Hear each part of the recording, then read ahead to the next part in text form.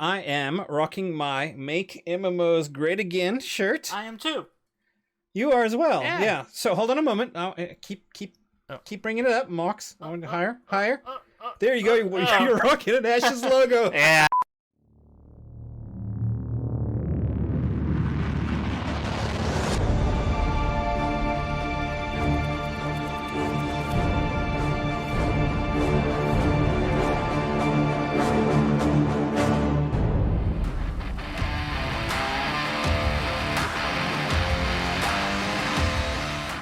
Welcome to Disparate Worlds, where an irresistible force meets an immovable object. I'm Mox, and this is Sechari, and we are comparing and contrasting the worlds of Pantheon, Rise of the Fallen, and Ashes of Creation. Yes, we are. For some reason, it feels like forever since we have done this, but it's not. It's only been 2 weeks, Mox. Well, what's going on with us? You went on vacation, so I am not to blame. No, you're not. Have you noticed how I am always to blame these days? I don't know what's going on. Blame the healer. There you go. I'll blame the enchanter. How about that? It's the enchanter's fault. Not at all. Yeah. But yes, good to have you guys here. Welcome to episode 25, where I am rocking my Make MMOs Great Again shirt. I am too. You are as well. Yeah. So hold on a moment. I'll, keep bringing it up, Mox. Higher. There you go. You're rocking an Ashes logo. Yeah, I am. I do have an Ashes logo. That's right. I love it. I've already worn my Pantheon shirt on stream, or on here, so Yeah. you know. You were slouching a bit there, sir. You were you were keeping it low. But I busted you. You did. Yes. Yeah. So we'll talk more about that. We just discovered something really cool about some shirts. So more about that a little later in the episode. Right. For now, please do the like and subscribe thing. We would very much appreciate the support, as always. This episode, we're going to cover a few things. We're actually, believe it or not, going to touch on the New World beta. No, say it ain't so. I feel like we're betraying ourselves, but yes, we're going to touch on the New World beta. Okay. Ashes of Creation, of course, they had their July live stream right kind of after we published our last episode. Yep. So that's old news, but we're going to touch on that briefly. And then as of today, so we're recording this on August the 13th. Friday the 13th. Hopefully that's right, it is. Yeah. No wonder my Uber passengers were really weird today. For some reason, they're all wolves or something. Yeah. They keep wanting to bite me. So yes, we will talk about CohhCarnage's dungeon crawl of the Halnir dungeon with the Pantheon folks today. So that's going to be really cool. I'm looking forward to this episode. First, the news. In Pantheon news, we have a few things, actually. I really like this. Pantheon actually has, at the beginning of August, published a kind of schedule of things that they're going to do all month. And I like that. So you can kind of look and see, oh, well, that's the day that they're going to stream, and this is the day that the newsletter is going to come out. And so very, very good. It also sets expectations. So they can't, like, if they miss these targets too often, they should get called to task on it, I would think. Yeah, no, I think live streams and things and producers letters, there's not a problem. I don't see it. Why would they delay a producers letter? You know, that it's releases that get delayed. I don't know. Producers, I thought Ashes had a producer's letter that was delayed a couple months back. Yeah. I remember no such thing. Oh, whatever. So anyway, yes, the developer roundtable was August 3rd with Kilson, Joppa, and Tehom. And then August 5th, the Developer Roundtable podcast was then available on Spotify and apparently coming to iTunes soon. Yeah, very cool. Good for them, man. Yeah. That's getting that out there. Yeah, very cool. Yeah, exactly. And then today, as mentioned, the CohhCarnage did some gameplay with the devs. We'll talk about that more in a little bit. And then on the 19th, we have the producer's letter. It's coming, and apparently this is going to have like a really big deal. Apparently they're going to have some breaking news about their road to Alpha 1. Yes, they're driving hard at it, and that's awesome. Yeah. I can't wait to see that Exactly. that happen. So. And then finally, August 27th will be the developers roundtable for August. So. So yeah, that's everything in the Ashes. In the Pantheon world. Yes. What's going on in the Ashes world? In the ashtray. Yeah, hold on. That's an old joke now, sir. It's a terrible, tired old joke. Nobody cares. Yes, in the beautiful, glorious Ashes world. July 30th, obviously since our last episode, as aforementioned, the July development update, we will touch on that kind of briefly in our discussion segment. August 3rd, they went live with the Seers of the Blackroot cosmetics set. Yeah. I don't even know what I think about this one. There's lots of... It's rooty, yeah, I suppose, right? It is. I kind of like the building. Like, that's kind of neat. Like, you know, again, if you're going for, like, a theme. But here's my question. Like, so is that what your homestead would look like? Like, if you got, like... Yes. Okay. So that's kind of cool. Yeah. Like, if you want that kind of grim, you know, kind of overgrown, you know, druidy kind of look. That's kind of cool. And the mount's okay, too. It's different looking. The mount looks like it should be huge. Yes. I think that the mount is this part of the set I think I like the most. It also depends on how you sit on it. Like, you know, and kind of what the motion's like when you ride it. Because that's very important with these animal mounts. It's, you know, if you're, you know, bouncing or rocking, it may not be the best experience. So, but, you know, I give them credit for coming up with a different thing every month. Like, that's got to be hard. Like, to have these, like, and the longer development cycle lasts, the more sets they need to come up with. And that's got to be pressing. But I like so what I've seen on the live stream so far is their process for this is really kind of cool. Yeah. So they take a couple, 3 ideas and they figure out, okay, and they've got, okay, we need a mount, we need a home, you know, a homestead, we need a couple suits of armors, there's some random other item, right? They've got all of those slots, you know, a pet, a look of a caravan, so which of those are we going to have? And then how do we combine these elements to kind of come up with something unique for that slot, right? So there's a process, and I think that helps them out here.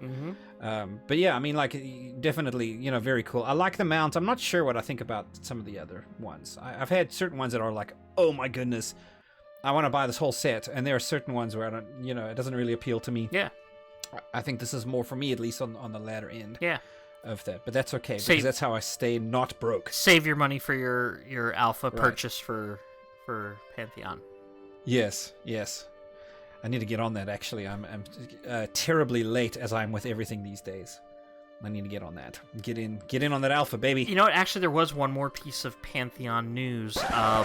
Pantheon opened up an official Discord server for its VIPs and champion level donators, or what's the word I'm looking for? Pledges, yes. Yeah. So we have an official server. We had a pseudo official server before, but now this is one that's actually run by them, and it's good stuff. So yeah. Okay. So that was wholly inappropriate. The fact that you're trying to steal my Ashes thunder, sir. I know.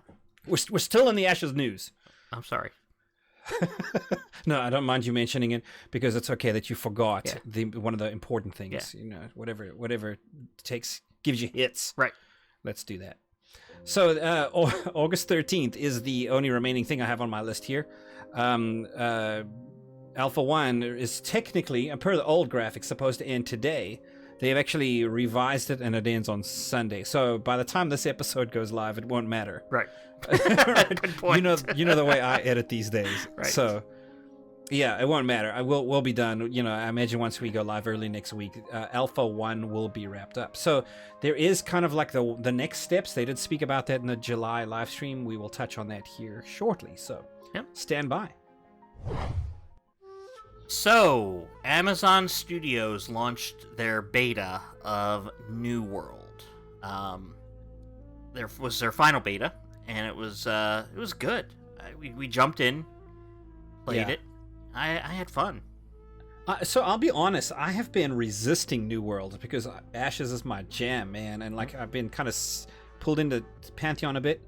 I was not expecting for there to be a third MMO anywhere on my radar. Right. But here we are. So right. If it was going to be on our radar, we probably would have had to have a third host. Right. So yeah, we need yeah, no kidding. Imagine how crazy things would get then. Yeah. Maybe you and I could gang up on them. That would be a much better idea. It would be more likely that the New World and Ashes people would be ganging up on the Pantheon guy, though. Let's be honest. Right. All that PvP. Man, there was a lot of elements in New World that are being mirrored in Ashes. And there's some common thinking. I think it's one of the things I've actually enjoyed in this project is seeing, because all of these are reactionary projects, right? Everyone wants to make MMOs great again, right? So, but they all have their vision of that, and there are things that previous MMOs have done that they want to hang on to, and we're seeing those kind of come to fruition in new things. Right. That's really cool, But and they've taken it obviously in different directions. Right. But it was cool. I mean, I was amazed at the little things in the New World beta, right? The fishing. I have never seen fishing. I mean, I've seen fishing in MMOs, right? You throw the thing, you reel it. If you snap the line, you have to start all over. I've seen that. It was the same. But this one is actually engaging. I could have spent the entire beta fishing if I wanted to. And I would have loved it, Yeah, it was good. I thought there was a lot of interesting mechanics in the game, like. For example, the encumbrance, like it actually like gives you pounds, like it, and then like when you get to a certain point, you're then slowed down and you can't like jump and you can't like do certain things. And then you get to a certain point though, you can't move at all. Yeah. I was doing some crafting, and you can craft out of your storage. Right. And so if you have like a bunch of stuff on you already and you're crafting out of your storage, all of a sudden boom, you're overweight. Like, so that was surprising. It surprised me. So, but in a good way. Like, it just was like kind of like a new mechanic. You have to like pay attention to these things and think about it. I found myself enjoying the combat a lot too, like the action combat, which I'm more of a tab targeting kind of guy, but I did enjoy it. So yeah, I had fun. Honestly, I think, because I'm trying to think, I've been playing MMOs forever as well. Tab targeting has been what most of them do. So thank goodness for Assassin's Creed, that kind of taught me, because I've been dabbling with that, The Witcher 3 and some other things while waiting for the next MMO experience. Yeah. And that at least gave me what I needed to actually jump in on New World combat and be able to, Valheim as well. I think he deserves some credit as well, right? Some of the just learning on how to act and how to pull that off. Yeah, it was great. I was not expecting it nearly to be so robust. It was quest driven. There was no grinding. Everything seemed appropriate on the level. Like I like the theme is very new. It's the first MMO I've ever seen. I know there are other ones, but like based on some kind of a magical Earth. Right. Mm-hmm. So it's based on our Earth, right, in the real world, but with some kind of an angle that makes it magical. And in a non-medieval, like, fantasy time period. Non-medieval, right? Yeah, it's based on 1800s, right? Like the New World, literally the New World expansion as Europe was moving over there, but they just got diverted to some other place. Yeah. It was cool. So our plan is that we will be playing it. Yes. It's, as of the recording of this, it's going to be a month and a half out. Sadly. 6 weeks? Yeah. Sadly, yeah, they did do a delay, but it's good. I'm always for delays, right? If they're going to work on some things to get it right. If it's purposeful, I'm okay with the delay. Agreed. Yeah. So, yeah, we're actually going to be playing it, and so we'll mention this again later on just to remind everybody, but more information as we get there, but we'll launch a guild. We'll love to play with some of our other viewers that want to jump in with us. By all means, it would be great to guild up with you and have you join us in that experience. Yep. Can't wait. All right, can we touch very briefly on some highlights, Mr. Mox, of the Ashes July development live stream? If we have to. Oh yes, we have to. All right. Yeah, so it's a little old, as maybe 2 weeks out already. So we don't like to belabor the stuff that's kind of old news. So we'll touch on some things just for the sake of having our commentary out there. But that's largely what where we will leave it. Root motion. Do you know the difference, Mr. Mox, between root motion and split body non-root motion? For me, I'm afraid. No. Let me first of all let me say that I've slacked and did not fully watch the Ashes live stream. I just honestly, I started watching it, and then it felt like it's very much going to be like all the other ones. Here's some art. Okay. Here's our studio update. Here's some art. We're gonna run around in an empty world, and so I just kind of got frustrated and turned it off. So I'm relying totally on your viewing of this. In that case, let me educate you, sir. So yes, tell me about non-root split body motion. So there's this idea way back in what they call APOC, right? The Apocalypse, which was a battle royale version so that they could test combat ideas. Wasn't that a disaster? It was kind of a disaster, but it was a test, right? Okay. It was just out there so that they could extract data. It was all the only reason. Okay. And then it served its purpose, so they closed it. They aren't doing it anymore, of course. But there was a combat style that they had for the melee folks, where you were mobile from the waist down, right? You could run around in any which direction you wanted, right? So you're ASD and Wing around, and then you're able to swing with, and people are like, it feels too floaty. They don't like it. You're able to swing, and it's like a huge two-handed sword, but you should be rooted, right? Like you have to really root to swing this thing with any kind of. And that makes sense. And so they actually migrated away from that into what they call root motion. So, and they demoed it. In fact, I'll be playing over the top of this some footage to show that Stephen had showed, where when you're swinging, you're taking steps forward, but you're swinging very deliberately, and it feels weighty, and there's a lot of power in the two-handed sword type of swing. Well, now they've had some feedback. It says, "Hey, we don't, can we experience some of that that non-root motion split body action?" It's a bad idea. It's a really bad idea. You need to have. You don't like it? Well, I don't care which one they have, but it needs to be one or the other. You can't have half the people doing one and half doing the other. Would you be satisfied with a toggle switch to move between them as you desire? No. And everybody has access to the toggle switch. If you want to move, you can move. If you don't, you don't. No, okay, so let me ask you this. It needs to be parity. You need to be on equal footing. If one person's doing one thing and another person's doing another, it's not. Well, you could just hit your toggle and switch into that mode if you wanted to. There's parity because everybody has the ability to lock in or not lock in. You need one or the other. You don't like it. Nope, I hate it. I'm trying I absolutely I think it's a terrible idea.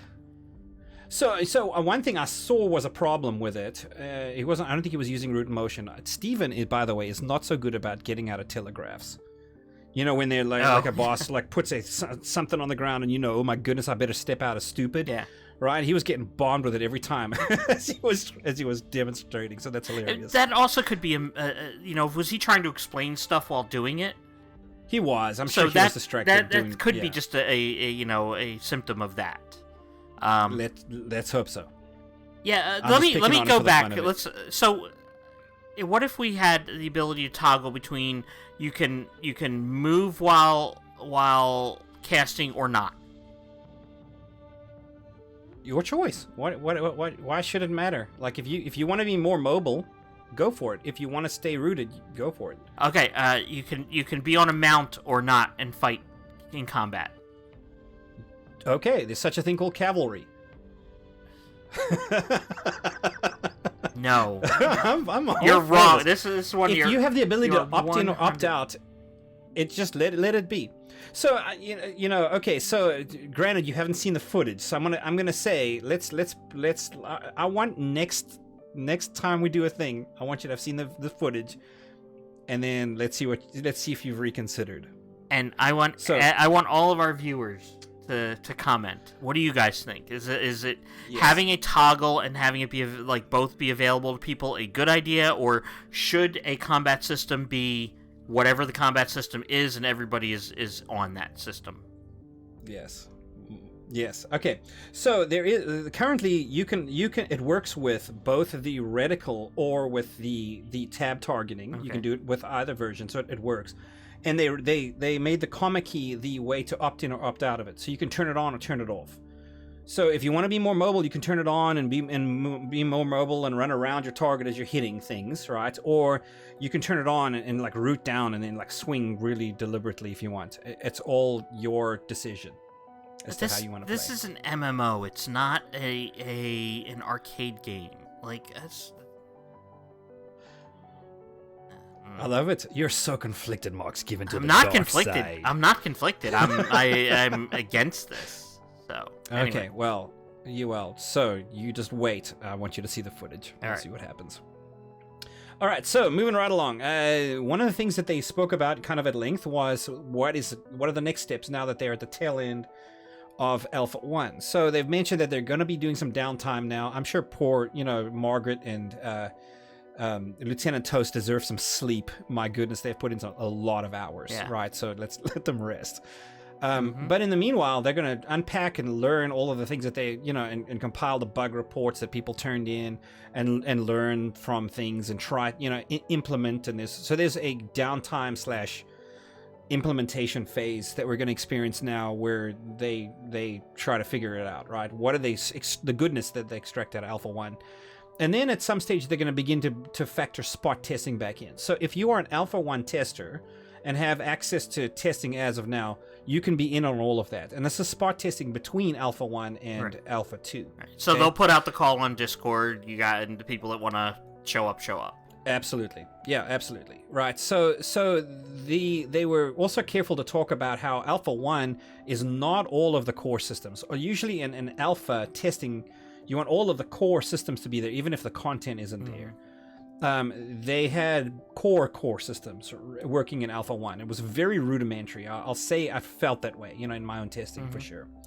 Alpha 2 is where we're expecting all of the core systems to be online, right? So that's the goal for Alpha 2. Once they can get there, then Alpha 2 happens.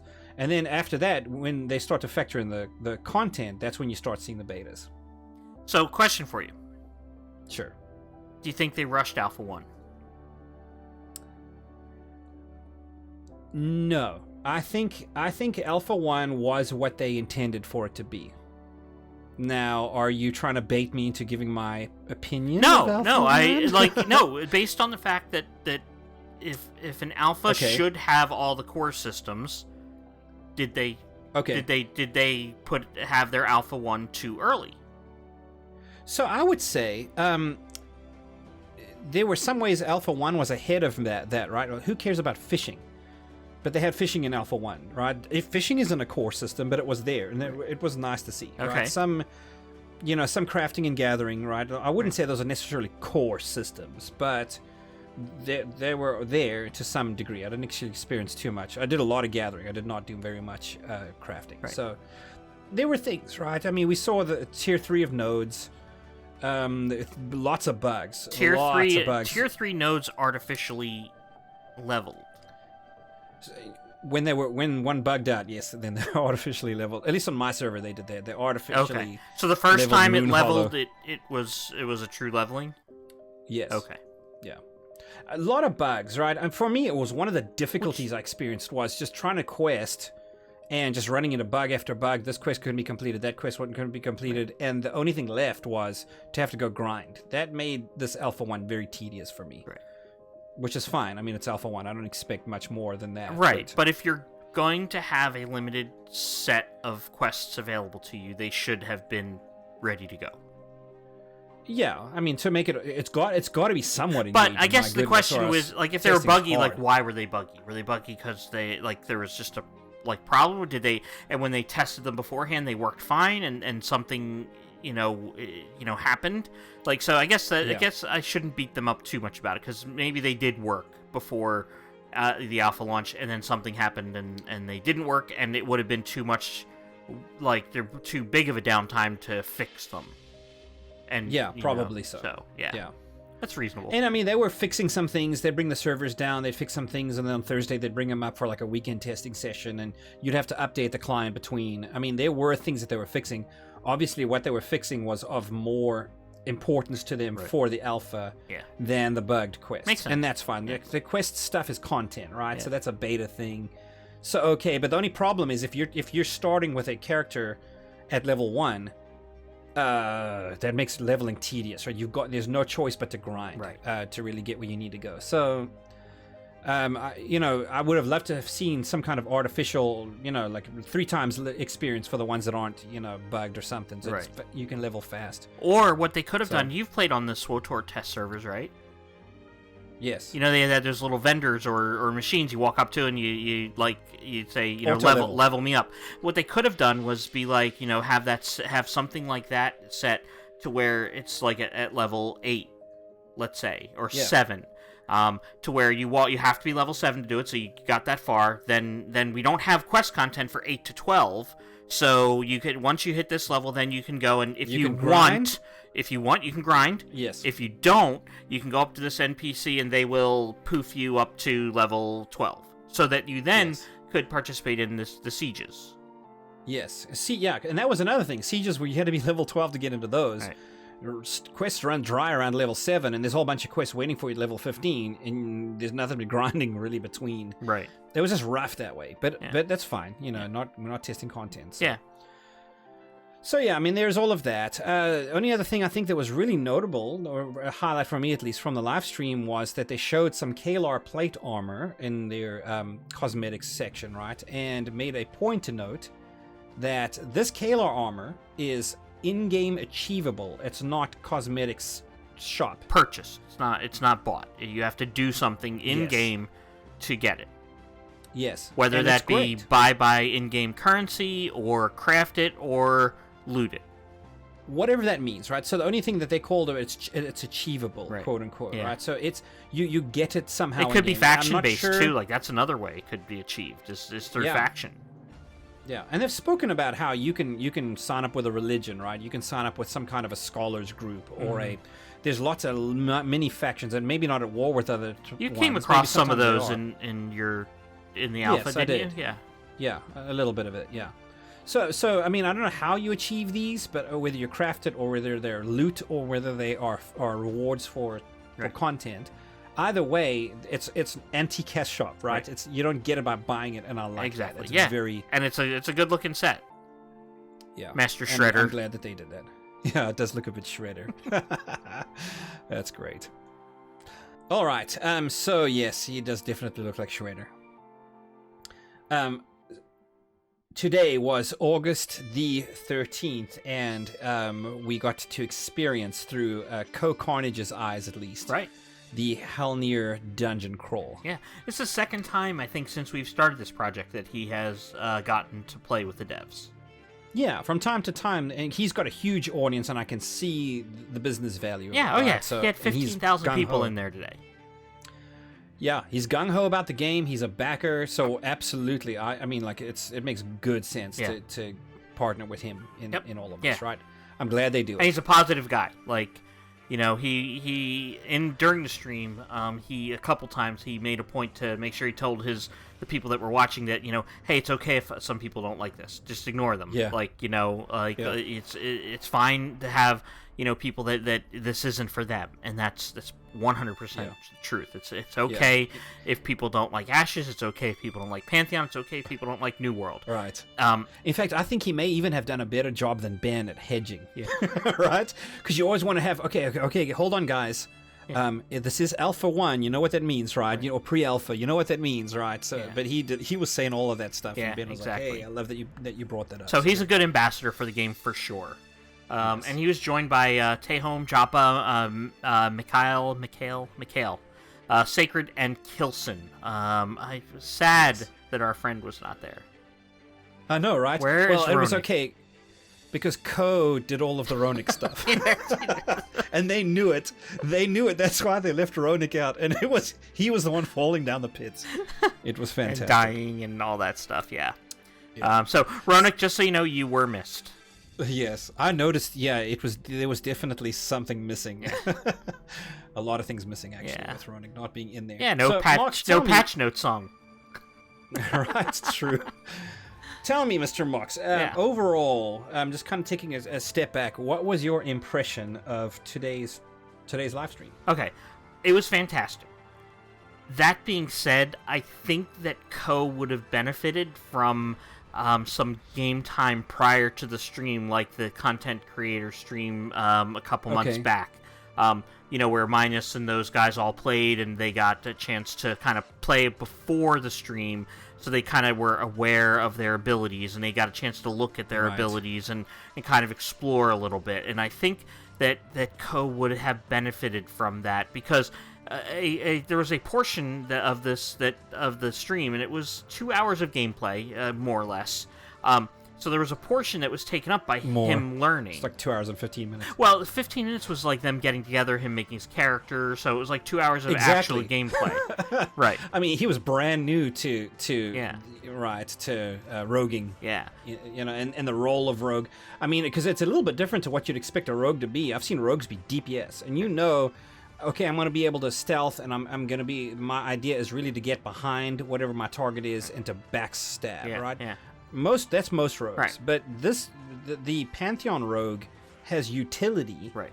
That is a brand new, you have to learn that. You have to figure that out. I think Co described it really well. He said it's kind of akin to a D&D rogue. Yes.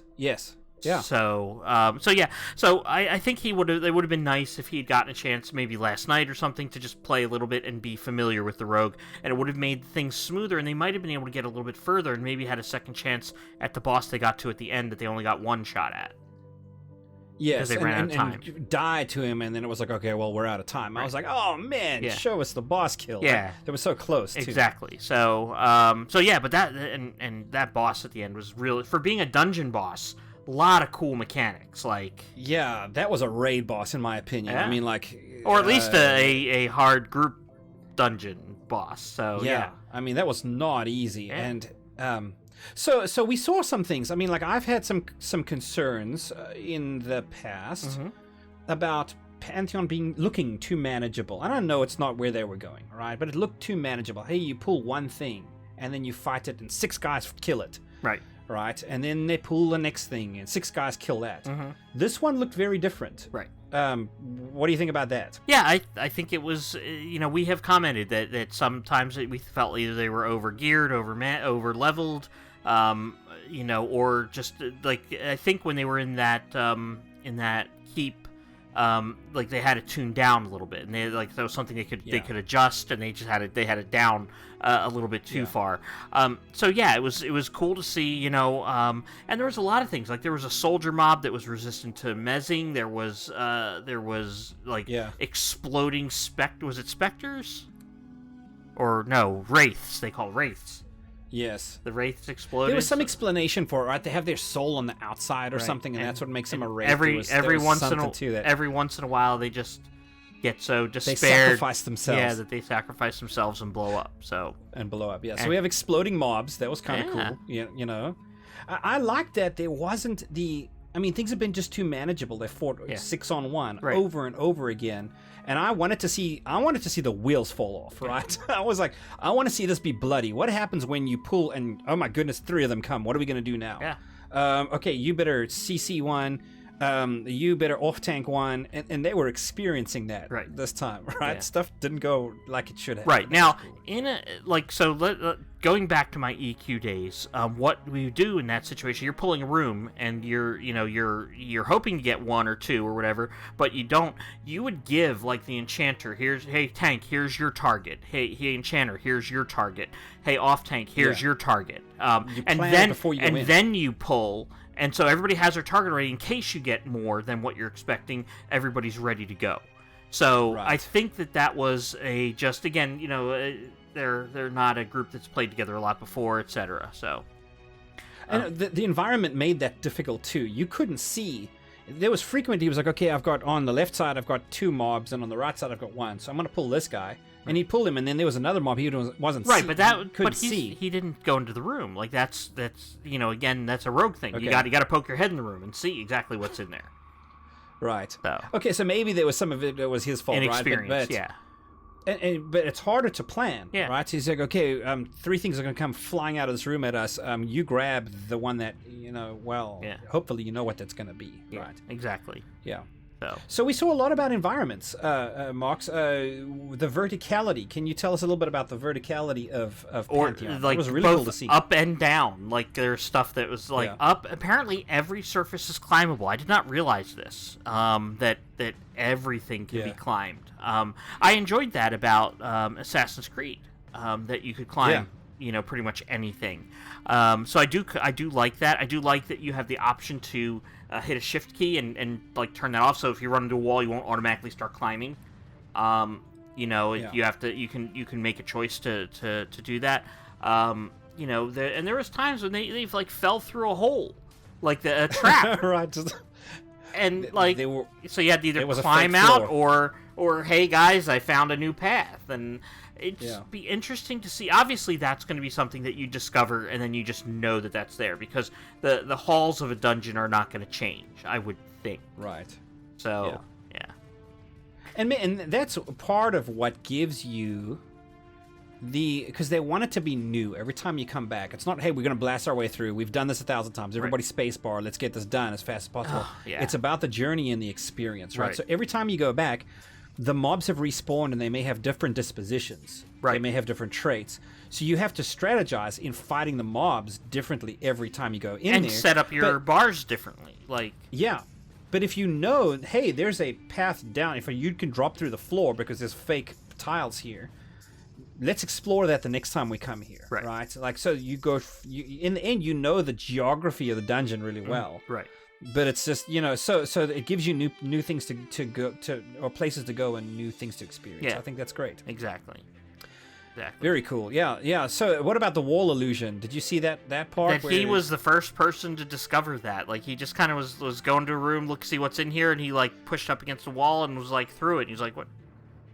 Like, he called it an invisible wall, but I think it more was like an illusory wall. Like it was a wall like to see, but it like when you an invisible wall is a wall you can't see, so you'd be running into nothing, right? But there was a wall there that he stepped through. Right. Yeah. Interesting that, and he was like, oh my goodness. I mean, like, that would have been bait for me. Like, because he went into a little room. There was a room, there was a pit that he could have gone down. I would have been like, and Joppa was like, hey, I want you to just kind of take us where you want to go. Yeah. That would have been a decision for me. Exactly, yeah. I would not have been able to resist like he did. So they went a different way. Yep. That was funny to see. What about the environments? Just kind of cosmetically, while we're kind of chatting about environments, I like the lighting, or the lack thereof. Like, it's not like a well lit, but that's probably adjustable on the client end. Like, how you could just turn your gamma up and cheat. But I like the fact that it's dark and challenging and like seemed like a cave. Like that was cool. Yeah. The mist on the floor tiles was eerie. Yeah. And even, like, I love Joppa's work in the music is incredible. Oh, yeah. He is incredible. Yeah. And you didn't get to hear it because obviously that's all coming. It's not the thing that they're focusing on right now. But when they got down to that boss and that music started to play, it was incredible. Yeah. Like, I cannot wait to actually see the music start to show up in this game as well. Yeah. It's very cool. All right, so some other things on our list here. We actually got to see an example of active passives. Right. Which is my term for something a little odd. Would you like to explain that to us? Yeah, it's active in that you activate it on your bar. Like, you activate it by putting it on your bar. But it's passive. Yeah, and it's a passive that's not active. Right. Until you put it on your bar, and then it's an active passive. Right. This seems very Captain Jack Sparrow logic to me. It's I think they could have come up with some other like term for it, like utilities or something. Yeah. And I know utilities is trite, but calling them passives makes. But it is a passive though, right? It's a passive because it's not something that you have to activate in order for it to fire. Right. It's just going on in the background all the time. But I've never in my life seen any MMO or any kind of game actually where you have the option of activating a passive. Usually you acquire it and it's always there. Right. The fact that you can choose to have it running or not is a brand new concept to me. Right. And honestly, I think I would like to see. You wouldn't have to sacrifice spaces on your bar. I think I'd almost like to see a separate passives bar, and you can put it on there. Personally, but I think they want choices. They want you to make thoughtful choices. you can choose to have this passive running, but then you sacrifice something active that you could use other, and that makes sense. Yeah. That makes sense. Right. But it's just such a new concept to me. I'm not sure. I have to think about it more to really, I think, understand what I think about it. Yeah. So we talked about combat in Ashes.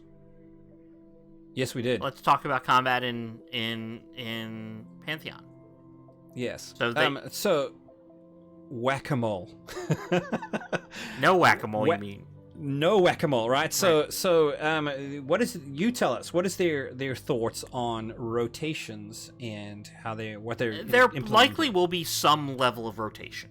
Like, I don't think there's any denying that you're going to have something that's going to feed off of something else. Like, so synergies, right? Right, exactly. So you're going to have something that you do that base off, and I think they talk about with the monk especially. You open those gates, and then you do an ability, and you have a window to do that. So there is going to be some synergy or rotational aspects, but it's not going to be hit 1, hit 2, hit 3, hit 4, hit 1, hit 4, 5, 6, 1. There's not going to be that. Here's your opener rotation, right? And then here's your yeah. So it's not going to be that. It's going to be very much reaction based, like what's going on in the moment with this combat, and knowing what do I have in my arsenal that will assist in getting this mob killed. Right. So. And then there was the idea of loadouts as well, right? Like the fact that you can say, okay, I'm in this dungeon and this is what's going to be good for me here. Right. And that's your set of skills that you use, right? But you may, oh my goodness, there's not... In fact, Code did that a time or two. He's like, okay, look, if I'm going to be pulling, I'm pulling this one off and I'm putting that one on, that flash bomb or whatever it was, right? His ability to poof out of there if he needed to. Yeah. Very cool, right? So, but he was having to choose between what skills he wanted on his bar and what he didn't. Right. The fact that you can save those as loadouts and then toggle between them... Right. is a very useful feature, I think, especially in a game that is forcing you to make these kinds of decisions. So that was cool to see as well. Especially in a trait-driven mob system. Yeah. If all of your stuff is fire damage, right, and you come across something like, what do we see? The traits in these, what were they? Superheated. Cripplings? Superheated cripplings. Yeah. Okay, so what was that? So the mobs can be empowered by your damage to them. So if it was, in this case, the cripplings were superheated, so if you shot a fire spell at them, they got a stack of extra damage. Okay, so they do more damage output based on that incoming fire damage, right? So if you had all fire damage on, you would want to sub out, right? Find something else. Exactly. Yeah, so you'd want to swap out to ice damage or lightning or whatever. Now, apparently somebody in the alpha, though, a group decided they were going to push this to the envelope, and they... so there's a new enchanter ability called Spell Turn, where this enchanter can grab a spell and turn it back on it basically interrupts them, grabs the ability, and casts it back at them. So they stacked up a bunch of fire spells on this mob, and then when it cast on them... Supercharged it, and then when it cast on them... the enchanter spell turned it right back and like obliterated it and blew it away. Yeah. Wow. So go enchanters against no kidding. But I mean, like that's do they now need to counter that? I mean that because it's what players are going to break your system if they're going to come up with creative ways. Right. Maybe they think that's awesome. Go for it, guys. Right. Yeah. But that may make enchanters a necessary required something to get through a certain dungeon or whatever, because that's what they expect to find down there, right? If you're going to have that trait, right, that's going to make an enchanter kind of the meta, right? That only is the meta if you get a fire empowered mob when you get down there. When you're not going to know on your way down what the traits are going to be. Like that's the wonder of the trait system is that things will be different each time you run it. So if there's a chance that there's 2 or 3, right? I mean, like, if they're expecting to find what we were calling them is empowered mobs, like Superheated, right? If they're expecting to find that down there, and relatively often it's there, you will probably, I would imagine, get more of a chance of this kind of thing. Fair enough. Right. And I would maybe agree with that. Depending on what the cooldown of that skill is as well. If it's unmanaged, if it's 5 minutes, right, cooldown, then it doesn't make sense. Right. But if it's 30 seconds or something, maybe you'll expect. Right. So we'll see. And we know that. And like you said, MMO players will find the path of least resistance. Like that is, they are by and large. Like this isn't everybody, but by and large they are trolls that ever existed. Well, that too, but they're content locusts, right? Like Right. they'll devour your content, and they want to get to endgame ASAP. And they'll look for the most creative way around a solution. So you give them a problem, they'll break it. So, but Right. that's what alphas and betas and and patches are for. So Yeah. I'm You sure learn if that they I'm sure if they find it being abused, or that it breaks the game, or that it leans more towards everybody wanting to have an enchanter in their group, and the other utility classes are getting bypassed, then they will tweak it. Like you said, give it a longer cooldown. Whatever the case is, give it a chance to fail. Like which would be cool. Yeah. To be honest with you, a chance to fail is like hey, you're taking the risk. Right. you maybe it's 50-50. So then what? Yeah. Then do you do it? Do you risk it? Yeah. That's the big question. Very cool. Yeah. Yeah, I don't doubt that there's ways that they will recover you, but you always have to try to be understanding the player meta. Right. Because they will come up with something. The best way, it's the recommended, right? The best in slot, all that kind of stuff. Right. You always see that going on. Yep. So while we're on the subject of traits, let's talk about quirks. Right. Can you? This is And, weird. we're not talking about your bright and sunny personality, Right. sir. We're talking about the game here. So apparently, there's a random chance that you'll get these quirks, which are traits, which will actually help your group, and not like the NPCs. beneficial? Yeah, like the mobs will randomly turn and accidentally attack their group mate, or they'll have a quirk that will give them extra loot. Very odd. Yeah. I don't know. I don't know how I feel about that, because like why do they randomly attack the are they maybe they will come up with a confused tag. Yeah, something like that. Yeah. I don't know. It could be, maybe that there's a member of this group that is secretly fermenting some kind of resentment against his leader, right? And then when you attack, now he's got an opportunity to betray him. So he's gonna stab him in the back. You may see something like that, right? It's cool. Yeah. I think how they implement it in the story and what they do with it is going to make it meaningful or not. Right. I wouldn't want it I wouldn't want it to happen very often. Happening here and there would be kind of cool, just as a little oddity. Yeah. But I wouldn't, like, every other group would be, too much. Though it would have to have an appropriate, I think, amount of times that it happens. Right. Maybe. Right. Agreed. We got to also see the macros in use, which is cool. Yes. Yeah.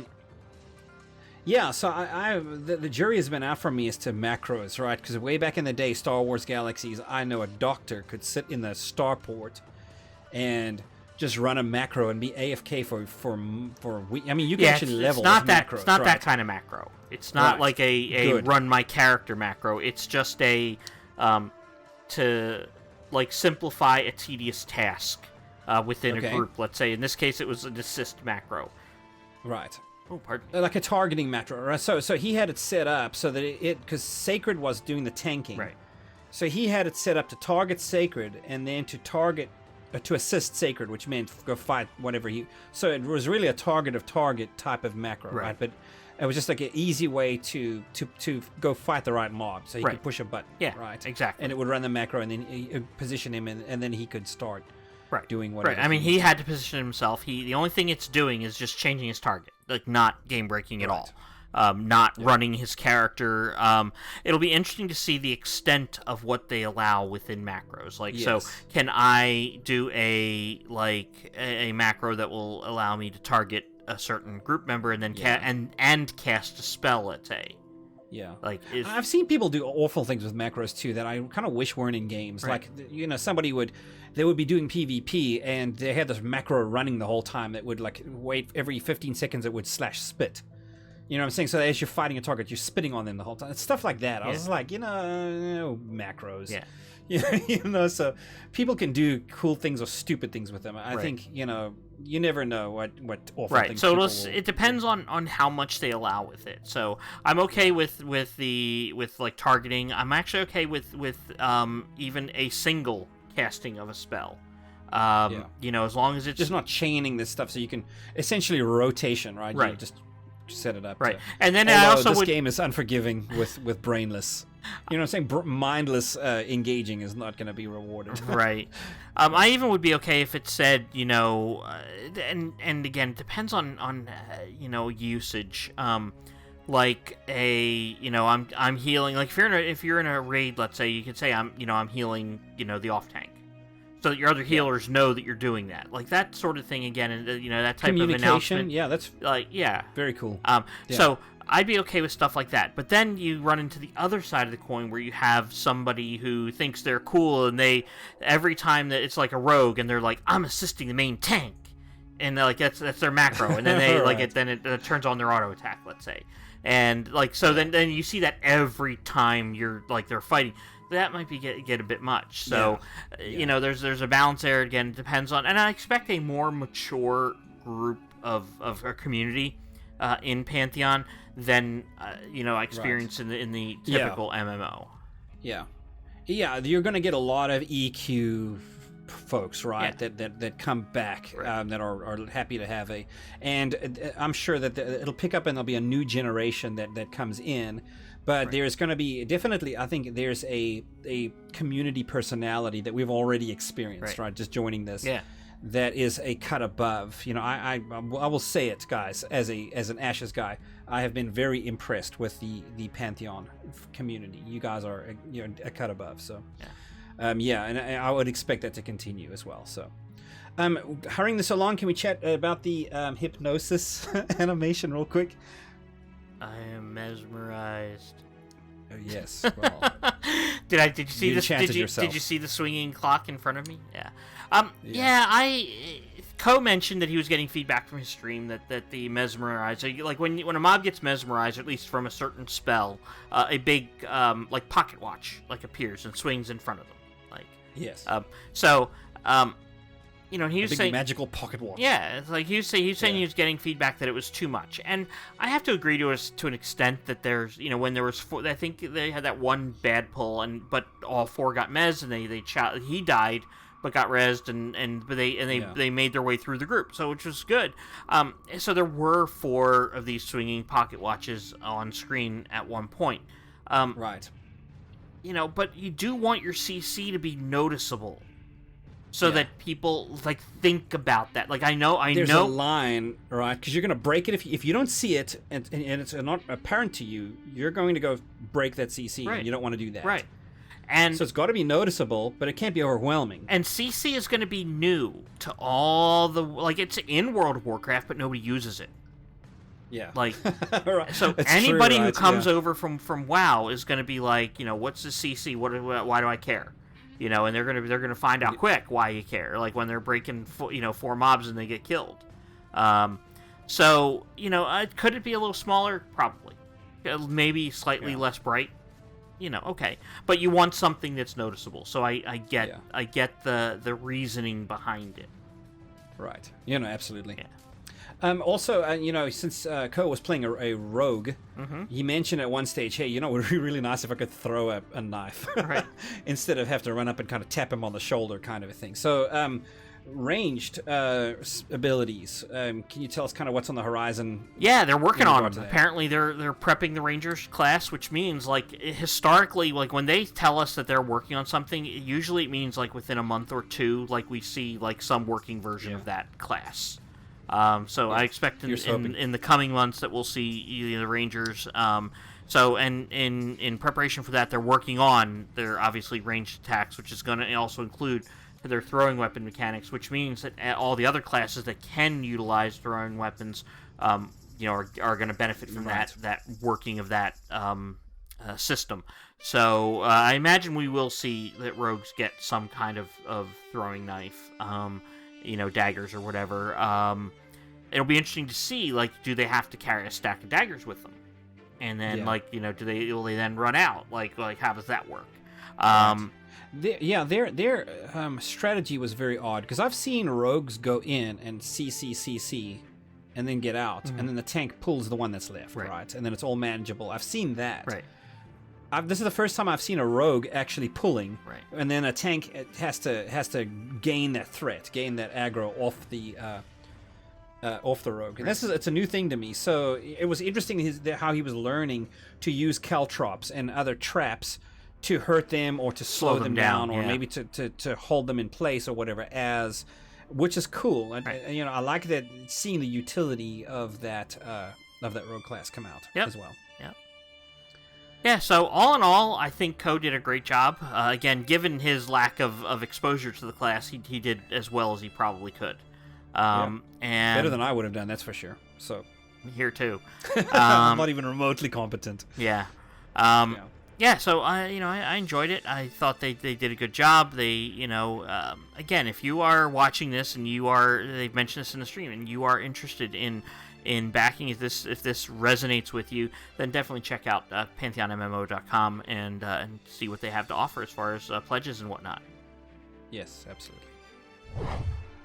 All right, friends. So that ends our discussion about Pantheon, the MMO. I want to bring us back to the beautiful T-shirt that you see here. Make MMOs great again. Very cool. Thank you. This was a gift, by the way, from my buddy Mox. I turned 40 this week. So I'm getting old fast. Oh, my goodness. Yeah. I'm probably going to get some criticism for saying that. But anyway, that's how I feel. Leave me alone. Along those lines, though, I know it was brand new. I was like, hold on a moment. Where did you get the shirt? This thing is awesome. Yeah. Mox is like, oh, there's an Ashes of Creation Apparel.com. I had no idea. And we thought, you know what? Let's make sure to spread the word, because these things are awesome. So check out the tees. There's lots of cool things. There's hoodies, etc. else. 10% of the profits are sent directly to the developers. And, I think it's also the added benefit, right, of saying, hey, what MMO is this? Yeah. Well, it's Ashes. Right. So go check it out. Anything else you want to say to that effect, Mox? Spread the word. They don't advertise. So if you're an Ashes person and you like this, spread the word about it, because they're good T-shirts. They're soft. They're I'm not a small guy, and this fits me well, so I'm happy with Definitely making them great. Yeah. To make the T-shirts great, might as well make the MMO great. I debated between the Make MMOs Great Again and the Mayor T-shirt for you. So Right. Oh yeah. So there was the look at me. I'm the mayor now. I figured that might be a bit pretentious, though, since... Well, hey, pretentious is my thing, man. You know me. That's what I do. So check them out. Support them. Yeah, ashesofcreationapparel.com. Go check it out. Check us out on Facebook.com/Disparate Worlds, on Twitter @Disparate Worlds, and our website is disparateworlds.org. In addition, on our website and in the description is a link to our Discord. Please join us there. Yes, definitely join us on that Discord, guys. We need to get that built. I'd love to have some conversation with you guys. Yeah. We're doing it in the comments, but that Discord is really, really what I want to build. So, also remember, hey, upcoming is going to be our New World stuff. So stay tuned for further information about all of that. I imagine that Discord will matter there as well. Probably. Yeah, that's it for us this episode, guys. Thank you for tuning in. Thank you for bearing our terrible jokes. Drop a comment, tell us how terrible they were. We'd be happy to hear from you. Don't forget to do the whole like thing, please. Subscribe, hit the notification bell, of course, as well, so that you do not miss upcoming episodes. All of that said, that's it for us. Thanks. Take care of yourselves. Remember always to be immovable in your principles and irresistible in your passion.